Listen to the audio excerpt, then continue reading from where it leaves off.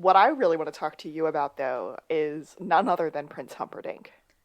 Every time this guest star shows up on the screen for this episode, I just think Humperdinck, Humperdinck, Humperdinck.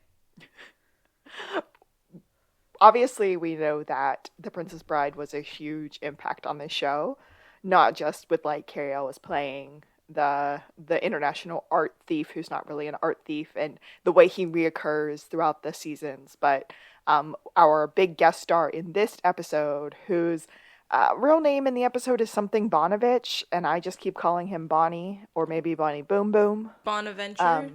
He's some Bonaventure guru there to... tech guy, I guess. Is it Ashton Bonaventure? Yes, it is. Because it's such Okay. a ridiculous name. But he's He played is by played Chris by the Sarandon. same character. Yes. And as I was staring at him, I got like halfway through the episode before I realized that he was Humperdinck. And I was super disappointed in myself. The second he showed up, I was like, oh, I forgot Humperdinck was in this. Humperdinck, Humperdinck, Humperdinck. Okay, yeah. But if you hear us calling him that, that's just because we're big fans of The Princess Bride. And if he or Carrie Ellis would like to be on our podcast, we would appreciate it. Don't make me laugh. We'd be That super hurts happy so to talk much. to you guys. That's hilarious. Yeah, they definitely want Wouldn't to that talk be to amazing? us. Oh, yeah. No. But I think we should start the show. It's showtime.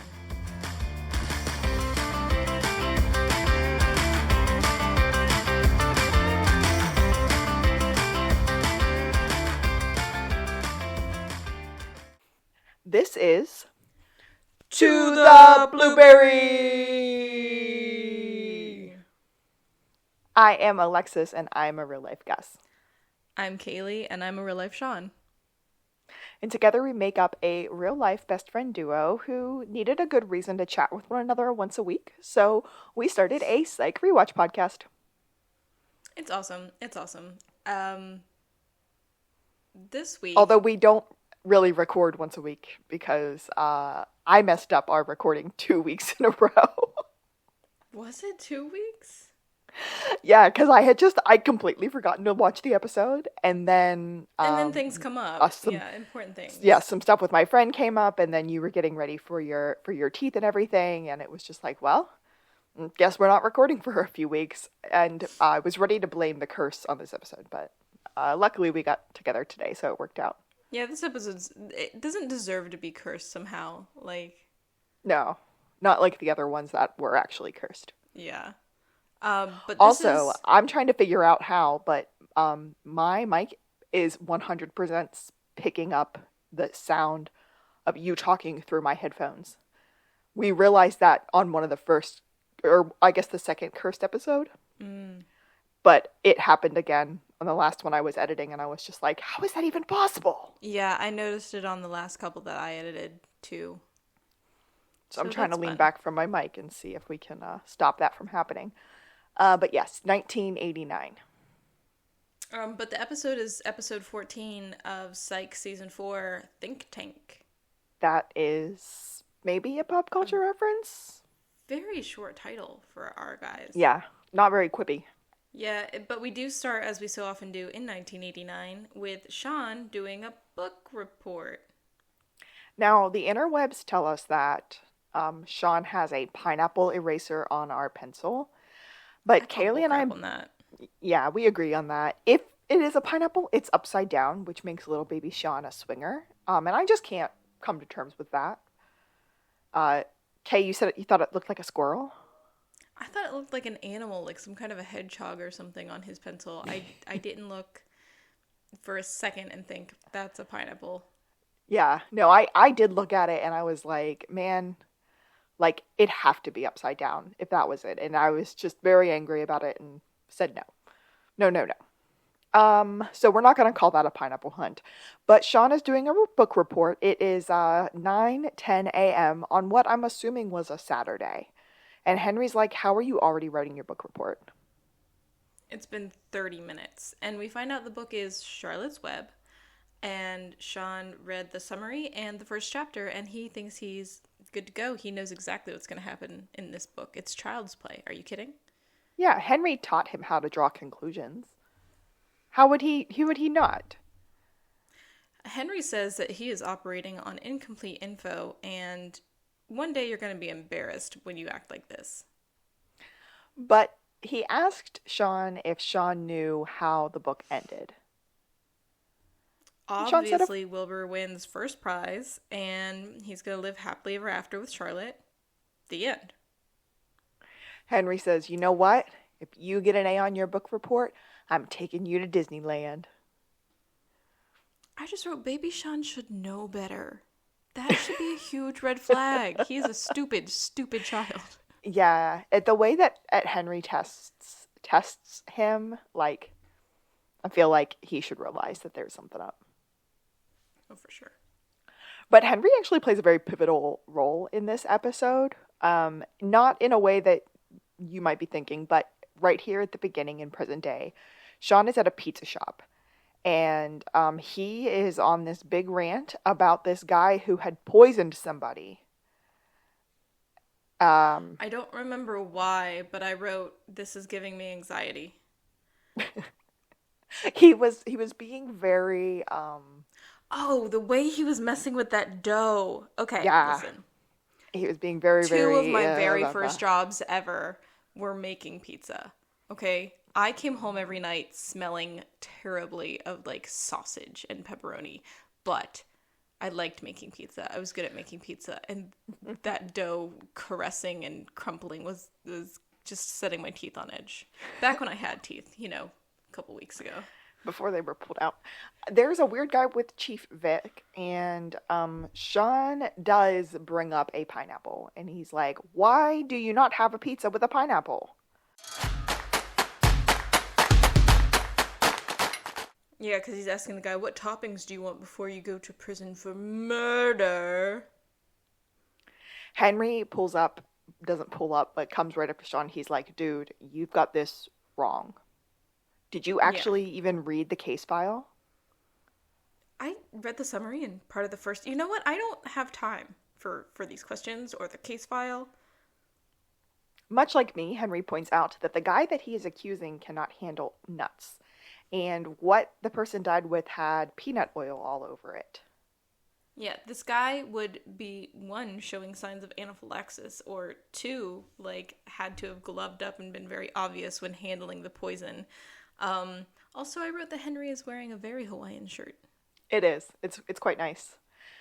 He says to Shawn, what did I tell you? And that, in my mind, was a reference to that flashback from 1989. 1,000%. Like, Henry remembers that conversation, and that's what he's talking about. Shawn's lie to cover up this interruption by his dad is that he owes his dad $5, and fine, if it can't wait, absolutely take this money from my hand. Shawn looks around and he asks basically the only other guy in the room why he's acting all innocent while Shawn is blaming this other person for the crime. How could you just stand there while I accuse this innocent man? What is wrong with you? And we get, the most insta confession ever after a slight pause, and everyone's like, yeah, that was obviously the plan. He did not want the pizza shop to be sold to some chain. He didn't want to sell out. And we get after Jules... 25 years of a family restaurant, and the guy who was first being accused was like, dude, I'm your nephew. We get a Jules, cuff him. Lassie, Lassie, finish topping that pizza from Shawn. Outside, Gus is pulling up with a blueberry, and he's like, wait, what'd I miss? Basically, he missed that Henry was the one who got it right from the beginning. I don't know what I wrote here. I wrote making loud remarks and fatherly duties. I wrote stripes and checks. Shawn's wearing the stripes. Gus is wearing the checks. Helloed again, always, constantly. Oh, helped again, always, constantly. Oh, Henry was saying, you've got my help again. I'm constantly helping you. And then there was a whole lot of, when was the last time you helped me? And a lot of back and forth. And basically this guy comes up to them and stops the conversation. And he introduces himself as Walter Snowden. After Henry excuses himself, And Shawn calls all the other times he's helped him fatherly duties. That's it. The suit man, Walter Snowden, is impressed and knows too much. He knows so many of Gus's aliases, including Guy Buttersnaps, which Gus points out was said on a secure military base. Yeah. He's been following them for a while. And he was very impressed in there by how he gave the bad guy a false sense of security. Yeah. And he's got a job offer for both of them. Shawn said, "I am amazing," and leave it at that. He works for a very important man in a very famous security firm. And Shawn's like, sounds kind of dry. But he offers them $8,500 a day. For 2 weeks. And that's a lot of money. He tells Shawn to do the math, and Shawn says, "Gus, do the math." And Gus says, "That's a lot of money." They are going to take part in a think tank brought together with a whole bunch of other experts for Ashton Bonaventure, otherwise known as Prince Humperdinck, otherwise known as Bonny, otherwise known as Bonny Boom Boom. So he's a millionaire, and Shawn loves his mane, and he keeps wanting to pitch him new product ideas, like the electric sponge. You guys, Which, in and of itself, is a terrible idea. I want to put it out there. Don't, Shawn. His other idea, I support. Hurt. But the electric sponge is a terrible idea. So, I just keep referring to Walter Snowden as Suit Man. Like, he's just in my notes as Suit Man. So, he says, this isn't for his business. And Gus is like, cool, then what's it for? And Suit Man says, this is for preventing his assassination. We get a very short credit again. That's our quick credit, yep. Basically, we're in the think tank that we referred to in the title, and we find out that Bonny Boom Boom is being threatened, that he will be dead by the end of his speech in Santa Barbara. Yeah, the preciseness of this threat is what's so alarming. Do we have questions? Shawn says, what about our hot air balloon? Or when will we be in the hot air balloon? Basically, there will be no hot air balloon, there will be no jet ski, and there will be no outgoing message on his answering machine. But Suitman assures him that they have addressed all the items on his contract rider. Including the trampoline, the big league chew, and the Let's Blast It air horn. I wrote, not that funny. They enter, there's a bowl of Skittles, just like they requested, and they meet the other members. I had a hard time tracking their names, so you can help me, but the first guy we meet is Fred Collins Boyd, who is a ex-Secret Service member. I just call him Secret Service for the rest of the episode. I call him Boyd, but he's retired from the Secret Service, and he was Secret Service under Reagan, who was famously attempted to be assassinated. I'm sorry, I can't talk today. I wrote Dave reference. I don't know what that means. Oh, so the movie Dave with Kevin Kline. Kevin Kline is a lookalike for the current president, President Mitchell. Oh. And Shawn says, Reagan, he was the president after Mitchell. The other person we meet right here is Svetlana Progoyevich, who was an independent contractor, famously having previously worked with the KGB. And sure. Not in a preventative capacity. Shawn's like, I call her what does the that spy. Mean? Yeah. Gus says that she was a hitman? Yes, definitely. Shawn's like, so I shouldn't? And Gus is like, yeah, don't. Finally, we get Alan Zenick, who is a crime statistician. From MIT. I'm sorry, is that even a brag anymore? Like, so many people go to MIT. Yeah. Like, my cousin's at MIT right now. I'm like, well. This is where we get the Winnie from the Wonder Years reference. So, Shawn basically says, Winnie from the Wonder Years is doing that same exact job right now, and wouldn't it have been so much cooler if you'd gotten her? We get introduced to Shawn and Gus to the rest of the people, and then we say video chat, but I think it's pretty obvious immediately that this is like a recording of a man who happens to be Prince Humperdinck. Yeah.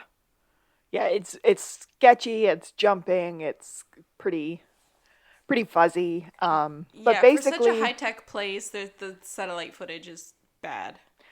he's a tech innovator who has a soda fountain in his bedroom. Something about Tetron Tech buyout in 98, but thousands of people lost their jobs, so it's not all cream and peaches for this guy's legacy. There have been 3 attempts of murder on his life previously. And essentially, they're using the think tank to figure out the blind spots in his security.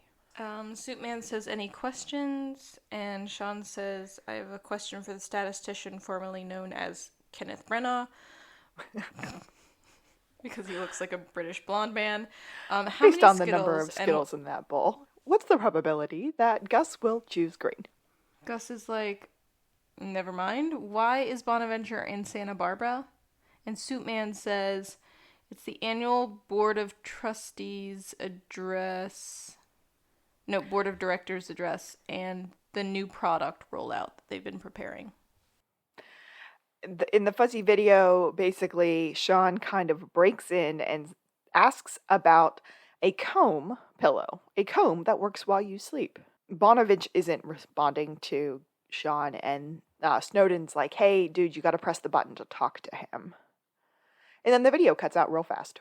Yeah, the satellite upload video, bad signal, blah, blah, blah. I mean, is it really a spoiler that it was fake? Because I felt like it felt fake. Yeah. What's a schematic? Man, my notes are a hot mess right now. Okay, so they're looking at a schematic of, like, the hotel where he's going to be for his speech. And they're plotting and planning, like, how someone, namely them, would go about trying to attack him based on this layout and stuff. So they're looking mainly at the kitchen in the building, and then Gus, noticing that they're not really contributing, tells Shawn that they have to talk. I think I've just been so messed up because I wrote schematic instead of schematic. Shawn makes an animal out of his big league chew, and then he has a vision. Oh, and this is where he's like, oh, Mr. Snowden, you have a dead wife, don't you? He didn't really say that. But he's wearing, like, an old ring, and I was like, how does he not know that this guy's just not married? Because he's actually psychic. And then I was like, wait, was it on his right hand? Does that even mean anything? It was on his right hand. Yeah, but that doesn't, and, like, I even Googled that because I was like, is that how he knew? And that's, like, that doesn't tell you someone's a widower. That doesn't mean anything. Like, if someone is Orthodox in their religion, they might wear it on a different hand, or if they're from a different country, they might wear it on a different hand, so it doesn't really mean anything. Yeah. Well, he's right. The guy's wife does happen to be dead, and then the spy lady just got a new home, and the Secret Service dude is like, why does any of this matter? And Shawn calls it psychicness reflex. Want me to look at your watch? I can tell you what time you're going to die. There's a reference to Siege and Seagal using spatulas to deflect bullets. And then there's some conversation about explosives. And then Boyd says, I know of a tiny plastique that they put in cell phones. Svetlana kind of derides that idea and is like, it is crude and inaccurate and unpredictable and difficult. And Boyd is like, okay, cool. So how would you kill him? She prefers to use skin contact. You sneeze and Poisons. Oh, yes. Poison by skin contact. You sneeze and then it's how you say, good night, Charlie. Also, they all agree that any kind of uniform will let you get close enough because statistically speaking, it helps fool the people around you. You're just a piece of, like, the scenery at that point. And the spy house lady also suggests looking extra feminine. Specifically, she likes to carry a baby, a plastic one, because I was born without maternal instinct. My Svetlana accent is nowhere near as good as yours. I like yours. Suitman says we're looking at gaps, any gaps. Boyd, I forget what he says, but then they all agree to take a 10-minute break. Suitman needs to get on a conference call with Bonaventure. As Shawn is walking away with Gus, he goes, "Keep your eyes off my giraffe, Boyd." And that would be the giraffe he made out of the Big Lead Chew. I just find that very funny. Gus takes Shawn into the hallway, and they walk past a room. Suitman with a headset on is on a quote-unquote phone call with Bonaventure. It's the same video we saw earlier. It's obvious that it is. Shawn, what is wrong with your spidey senses here? Gus is like, "We are not going to find the trampoline. I want to cut my losses and go home." Being in that room, Shawn feels like being in that room is making it hard for him because he can't see things. He can't touch things. Gus says, "These are the people who could figure out you aren't exactly what you say you are." And come on, son. And I wrote no because psychic. Gus says, "Okay, if we stay, you have to call your dad." Shawn, I love this part where he says he may not be a planner or a detail man or a taxpayer, but he blows minds. Let's go blow their minds, Scanner style. Which was a 1981 film, Scanners. Don't know it? Terrible movie. Okay. In the room, they're pointing out that they specifically picked this space for the announcement because there are only lower buildings around this building. That way, there won't be any opportunity for anyone to shoot him from above. I don't know if that sounds foolproof, but if they surround him with 6 bodyguards, there's no chance of attack. So what are we missing? Shawn's like, "Here comes the wow." What if there won't be any shot from above because it'll be coming from beneath? They all kind of laugh, and Mr. Allen, the statistician, is like doing some little math, and there's a whole, "What are you doing over there?" And he said, "Oh, I'm figuring out the odds of Mr. Spencer being fired." Suitman says, "That might be enough for today. Let's start tomorrow at 8 sharp. At the Santa Barbara Police Department, they ask Lassiter for help because Shawn doesn't want to ask Henry. But Chief Vic is like, "So, how exactly does that work, with your father? I saw him at the pizza place." Shawn says, "Oh, he's totally making up for the lack of support when I was a kid. He missed a lot of my games, so now he's just showing up for me." Chief Vic's face is a beautiful face of non-belief. Oh, full suspicion. And they ask Lassie if he's ever thought of how he might die. Oh, specifically how Bonovich might die, not how Lassiter might die. And don't just tell me all about the Tom Cruise movie Valkyrie. Lassie is obviously very jealous and just straight up refuses to help them. He's been dealing with this security. Yeah, he's been wanting to get on the security detail forever. He even wrote a letter to Gerald Ford when he was a child telling him how much he loved him and would do anything to protect him. You know what? He's calling Bill McGoldwick, who is the head of security for Bonaventure Solutions. We've been dealing with Walter Snowden of Snowden Security. Who's that? Because Lassiter has never heard of him.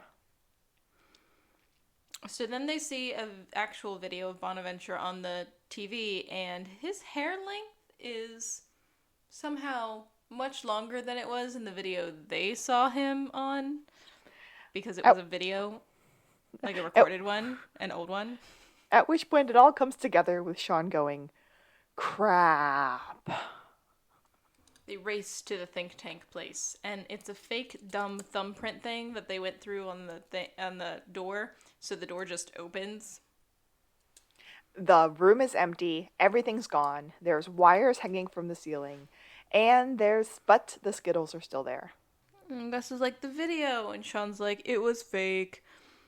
Snowden is the one who has attempted assassinating Bonaventure before, but he couldn't crack the security, so he did the think tank to get ideas about how to succeed. The other people were legit people. Lassiter very, very smugly goes, "So let me get this straight. You joined this organization, didn't bother to check if they were legit, and then you gave them a bunch of ideas about how to kill one of your idols." In his defense, says Gus, all of his ideas stank. Stunk? Stank. Stinked it. Lassiter's like, that tracks. And Shawn says there's no time just because you're right. Oh, no time to gloat, Lassie, just because you're right for the first time in your life. The important thing is, I need evidence bags for the rest of these Skittles. Luckily, we still have 4 days. What's in 4 days, says Lassiter. Shawn thinks that Bonnie Boom Boom is arriving in 4 days, but Lassiter knows better. He's here now. His plane touched down 4 hours ago. Hopefully alive. That was Gus. So we go to the hotel. Shawn is telling Bonaventure that he's in danger and that Shawn is a psychic. And about the pillow comb. about the pillow comb. Jules says you need to cancel your speech. Bonnie refuses to cancel. He needs to make this announcement and he needs to launch tonight, or his competitors are going to get the edge on him. Bonnie's like, I have all these people helping me. I am going to be safe.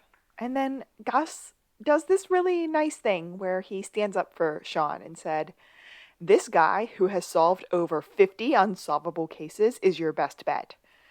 50 unsolvable cases. Shawn's like, yeah, be impressed. I have spent the last 12 hours with your would-be assassin. And Humperdinck goes, "All right, Psychic, here's your shot. I need you to take me to my car and not get me killed." And so Shawn leads the way. And we walk through the hotel doing exactly what all of the people at the think tank said they would do. Like, literally everything lines up. There's a person with a cell phone, so Shawn slaps it. He makes everybody get their phones out. And then there's a maid, and so all the bodyguards attack her. And then there's a lady with a baby, and then they guard her to make sure it's a real baby. There's a dude watering a plant. Who he ends up calling the Orchid Man. The Orchid Man. Oh, but we did miss a Axe body spray reference earlier. I don't know why we're all of a sudden getting Axe body spray references, but he steals Axe for Men from the maid's cart and then goes, "What?" Bonnie's like, "This was a huge mistake. You're no good." And then Shawn sees a gun coming from nowhere else besides beneath him out of a sewage grate. He yells danger and tackles Bonaventure, and the shots miss him. And then Shawn says, "Your hair looks great." At the Santa Barbara Police Department, Chief Vic is very, very upset that Shawn and Gus has helped plan this person's assassination. Juliet brings in all of the other think tank people, and in comes Bonnie. They're talking about Snowden, and Bonnie recognizes him from a wrongful death lawsuit in one of his factories. Yeah, because they have a sketch that the other think tankers helped compile. Something about someone dying at a factory. Shawn psychs out to when he noticed the ring on Suitman, and it was his wife who died. The ring was on the right hand. The case apparently got settled, meaning they were paid off, and Chief apologizes again. Yeah, "I'm so sorry this happened. This is going to be dealt with in the future." She's trying to make Bonnie feel safe with them since, their leading corresponding psychic tried to kill him. But Bonaventure is actually very happy about the work that Shawn has done. Although the people at the think tank are not, because all he did was told them the plot to Die Hard 3. And you act like that's not impressive? Their checks never cleared. There was no actual money. But Shawn did get that dope NBA air horn out of the deal, and he blows it in everyone's faces. There's something about Boyd getting 9,500 when everybody else was offered 8,500. He's like, it might have been 8,500. It wasn't really about the money, though, was it? None of us even got paid. When we get to the end, remind me about this. Because Okay. something just clicked extensively for me. Oh my goodness. Okay. Not clicking for me. I'm so confused. It's okay. Air horn. Lassie says he's running point. Bonaventure says, actually, Mr. Spencer's going to work with my team.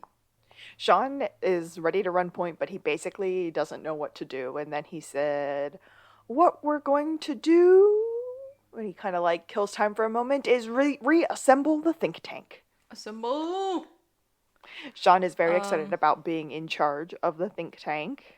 And he tells them that time does not exist in this room. Watch is off. Quickly followed by Bonnie Boom Boom will take the stage at exactly 7:20, which gives us, well, none of them have their watches on, so who knows? Everybody watches on.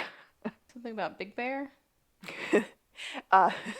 There's like a whole bunch of fading conversation, and Shawn goes, question, Big Bear? And the Secret Service guy is like, don't call me that. You guys are wasting way too much of your security back here in the back where the wall is already there to protect him. You need to move your cops out to the front to make them more useful. I think Shawn says, okay, we've got a plan. I'll pass this on to Chief. And then it's the day of the speech. There's walk like and talk. It's Shawn and Jules and Lassie, right? Yeah. Angry. Lassie is angry that he has to guard a door. And Shawn is like, are you kidding me? You're Kevin Costner in this plan. You're guarding the entire audience, which is a bodyguard reference. But I should be with Bonaventure. But Bonny doesn't want him anywhere near him. In fact, he called him Lazenby instead of Lassiter. Lazenby instead of Lassiter. Lazenby is the name of the guy who only played James Bond one time, and he was the youngest person to have played him. Oh. And he doesn't not look like Lassiter.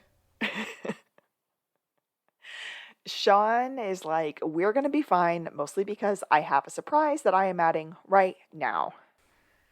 Basically, Shawn thinks that Snowden might have a mole in the think tank or the SBPD, and he's going to delay the speech by 5 minutes and go on first. They're going on the offensive. So Shawn is going to... Go ahead. Find the attacker while they're in the ballroom so that they can do the thing quickly and for real. There's like a hand-to-head earlier that Bonovich does not respond very well to, and then Shawn does like more hand-to-head stuff, but he kind of makes this sound this time, and he said, I'm gonna go up there and stall so that we can suss out the bad guy. Bonny is super against this. Shawn puts his hand to his head again. There are more sound effects, and Gus said, hand to the head is not working.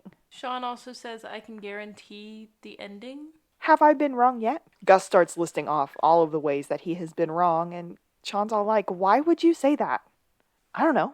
Symmetry? I don't have anything more for this scene. I just have the next scene when there's a podium and Shawn goes up to it. Shawn's on the stage, and the first thing he says is, raise your hand if you vacuum topless to Carly Simon. I'm kidding. Yeah, he talks nonsense. Everyone's appalled. He's the opening act. They finally applaud a little bit. And then he says greed is good and does some more Wall Street nonsense. There's a line about greed for flan. Bonny is kind of freaking out of what Shawn is doing up on the stage. Gus has no idea what's going on. Neither does Lassiter. There's something about stock splits. If the stocks don't split, you must acquit. Shawn is getting Everyone's getting mad. Yes. Yeah, everyone's getting mad. Shawn's getting sweaty, and then he notices that everyone else is also sweaty. There's no air blowing. There's something with the air vents. Jules. the last line that that Shawn makes while he's still on the stage is, "We are the most technologically advanced company in all of California, and yet I walked onto this stage when we all know I should have flown via jetpack. Who's with me?" Somehow sends a message to Jules. She says, give us time. They do the vent checks. More nonsense. Back to the Future 2 reference, hoverboards. And then Juliet and Lassiter find him. And Suit Man was in the vent. And Bonaventure is panicking. He's like, okay, great, get me out there now. He's ruining everything. Because Shawn is actually talking about the treadmill from the opening credits of the Jetsons at this point. Gus is on the walkie and goes, Bonnie Boom Boom is on the move. Lassiter and Juliet are walking Snowden towards Shawn, and Shawn goes, you messed up when you picked the psychic. Didn't you know I would peg you? That's a thing, right? Pegging. Shawn is still quite salty about the trampoline. Snowden thought that Shawn was just an idiot. Lassiter says, we've all been there. Juliet, earpiece. What, did you hear us? If you did hear us. Oh, because he was wearing an earpiece. Yeah, and he was like, if he would have if he would have been listening to us, he would have known that we were onto him in the air vents. No, he has a partner. He was talking to somebody. And then Shawn remembers the spy saying that whenever she wanted to distract the security team, she always had them look the other way. And then he's like, hey, where did you find Snowden? Well, they found him at the back wall. And whose suggestion was that to move men off the back wall? So Shawn knows it was Boyd, and Lassiter says he's got people covering him upstairs. He's not alone because he didn't trust him. Shawn interrupts the speech again to warn. Yeah. He's like, we need to get out of here. There's another killer, and they head off the stage. And then Shawn kind of remembers the map of the place and takes him on a very diverted route to get him out of here safely. Yeah, he's trying to get him to the car while Lassie and Jules look for Boyd. They jump into the car, and then Shawn is like, go, go, go. But turns out that Boyd is in the driver's seat, and he probably killed that driver. He has a gun, and he said, you don't remember me from the trial, do you? Because it was his sister. The payout was $1.2 million. And how do you put a price like that on someone's life? They took the money and they used it to finance his own murder. Shawn is like, oh, you're so smart. And Boyd is like, you're an idiot. You have the dumbest ideas, only dumb ideas. Shawn's really trying to talk him out of, killing them. And in the discussion, Shawn grabs the little tiny air horn and is talking about how they should all try jump therapy on the trampoline. And then blows the air horn in his face. And so he and Bonaventure jump out of the car. Lassie and Jules finally make it to the garage. And then Gus says, oh, here are the plans to the pillow comb. But Bonaventure pretends to be too deaf to understand, and they just let it go. Oh, Gus's face when he holds up the plans for the comb pillow are just like, I cannot believe that this guy is my partner. Okay, here it is. This is what I realized literally as we were recording. The reason that Boyd said $9,500 when everyone else said $8,500 was because he didn't actually get paid. He was just trying to remember how much they offered these guys to be on the think tank, and he got the number wrong. I see. I didn't make that connection. Not once. I could be wrong, but there's no other reason for that quip to be in there besides it being part of the evidence. Yeah. I mean, yeah, that's a good actual explanation for it when he was like, I didn't take this job for the money. Right. Well, sure you did. It was just for a very different reason. Don't worry, we have two more scenes. At the Santa Barbara Police Department, Henry is in Chief Vic's office. And Chief Vic asked him the same question he asked Shawn earlier, which was why he keeps showing up in Shawn's cases.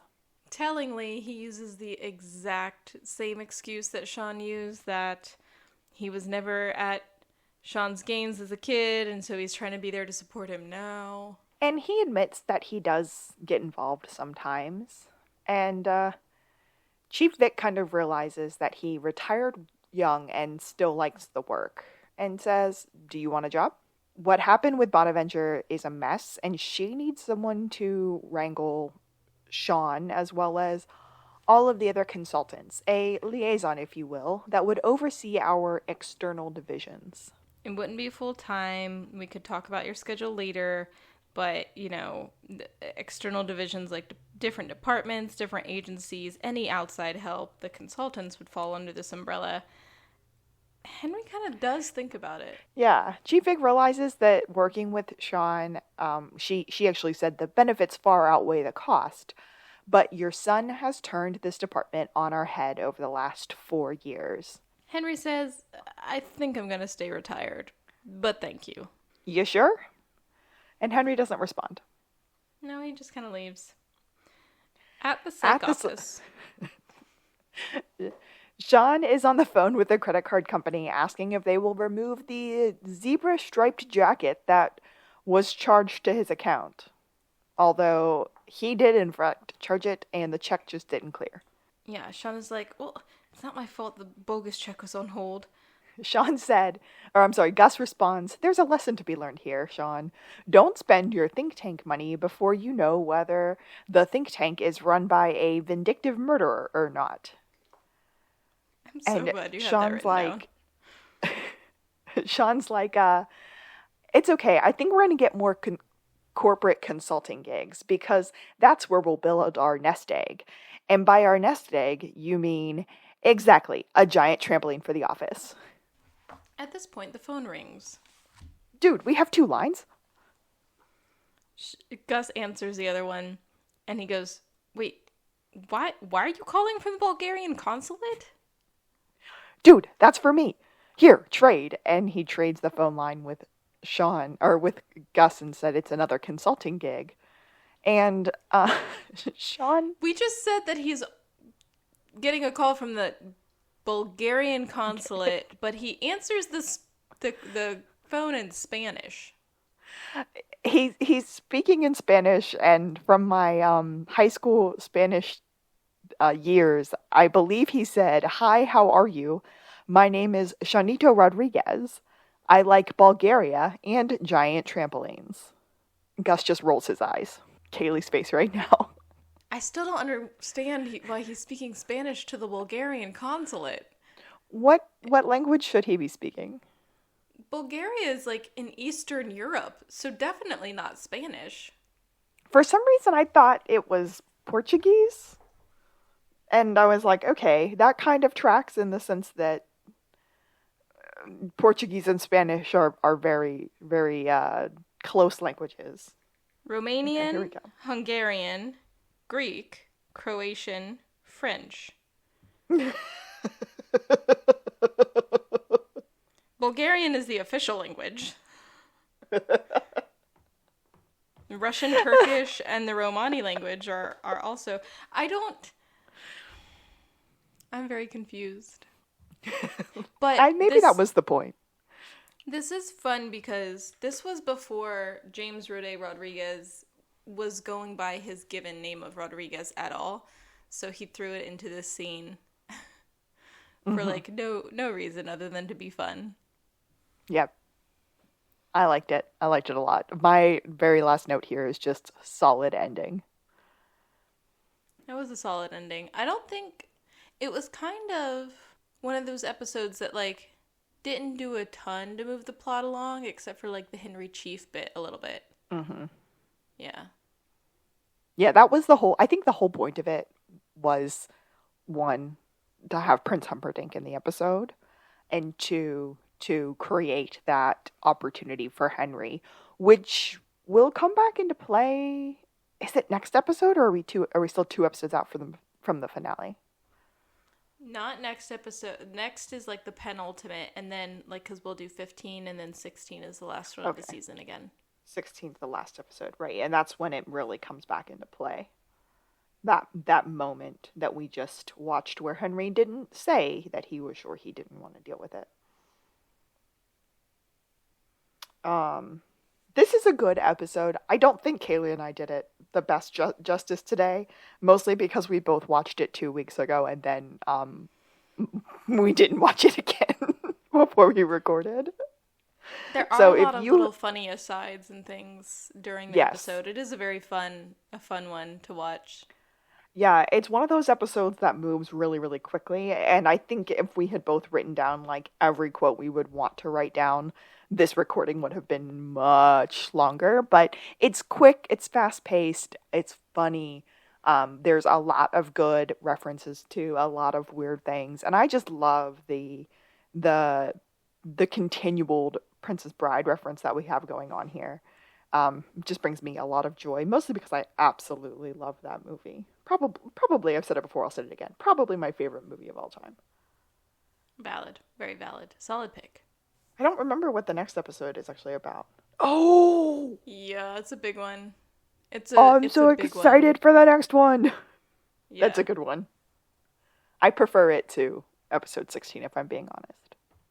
I think a lot of, except for the cursed one, I think a lot of the penultimate episodes, because they are more of our usual episode, but they do tend to be pretty intense. Episode 15, and then 16 tend to be sort of a different tone, a different arc, if you will. Yeah. I also really enjoy that you keep using the phrase penultimate, because the first time I heard that phrase that I can remember, because I probably heard it once before, but that I can remember was actually when I was talking to Data Dave on my other podcast. And we were preparing for something and he was referring to something as the penultimate. And I was like, what does that even mean? And I had to look it up. I love that. You're getting it from both sides. Yeah. Yeah, I'm learning a lot actually. Not standards. Oh, shoot. Stanchions. I learned about stanchions. We did I learn will about never forget stanchions. about those. Season 1, we learned a lot. Today I was talking to Dave about writing a white paper because apparently I write for the company now. You should see Kaylee's face. And Kaylee's face makes a ton of sense because I'm a terrible writer. But She's I not. guess She's really not a terrible writer.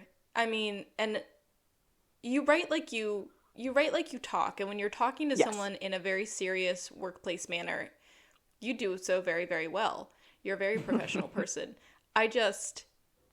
That's a very new development. Yeah. Yeah. But Dave also is not a good writer.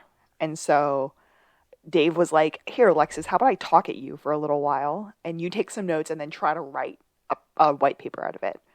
And I was like, dude, okay, sure, I'll try. And so Dave and I were talking today, and that's exactly what we did. He talked at me, and I started learning things, and I started writing things down. And then I was like, oh, you're talking about critical data elements. And Dave was just like, huh, you learned that from our podcast, didn't you, Alexis? And I was like, yes, I did. Look at me. I'm learning stuff. What is a white paper? A white paper is like a educational, sometimes opinion piece that a corporate organization will put out to kind of lay their standards for a certain topic. And so the white paper that I'm pretending to write right now, because I'm probably going to have AI write a lot of it, is actually about AI and how you can use it in the corporate field, especially when it comes to data engineering, data science, and data analytics. And so it's going to be our opinion, and when I say our opinion, I mean Dave's opinion on how to use AI for those three main topics, specifically in the Amazon Web Services realm. But if you're interested in learning about critical data elements, not that it matters, but that episode drops next week, so that's exciting. Although by the time this episode goes live, that episode will have been live for many, many weeks, because Kaylee and I are very far behind. We're not that far behind now. No, I think we're doing pretty good, actually. Yeah. I'm sorry, I took us on a super weird tangent there about white papers and critical data elements. But that's a huge part of my life right now. And Kay, I really want to thank you because had you and I not started to the Blueberry, I don't know that I ever would have had the confidence to pitch Talk Tech with my company. And now Talk Tech is a huge part of it's a huge part of my job, and it's a huge part of our organization's marketing strategy. And so, like, we're making waves with Talk Tech that we have never been able to make before. And That's it was, amazing. yeah, it was all because you started that podcast with your dad. Like, where you guys tried to watch movies together, and then we started this podcast because we wanted a good reason to talk to one another. And I literally used everything you taught me to pitch this podcast at work and to make something kind of cool out of it. Aw. Oh, that's great. Yeah. Honestly, I think podcasting can bring people together. Oh, I believe it. It's brought Dave and I together. I mean, you and I have gone through this season of our lives where we're so far apart, but nothing really changes. We're just still great friends. But like with Dave, I never had opportunities to interact with him before now. And now he's like, "Here, Alexis, you can be my ghostwriter." Get it, girl. So it's pretty cool. It's pretty cool. Yeah, that one's called Talk Tech with Data Dave. If any of our 4 listeners want to listen to another educational podcast, that one's a fun one.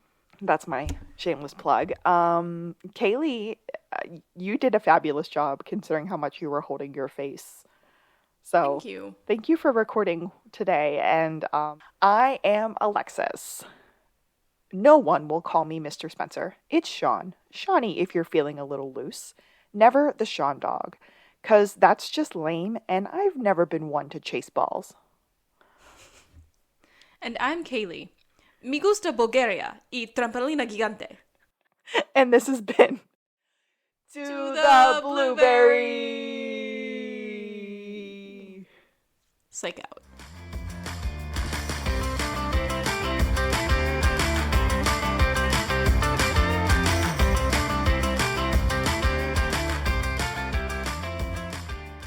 That was the saddest psych out I've ever said. It was so croaky.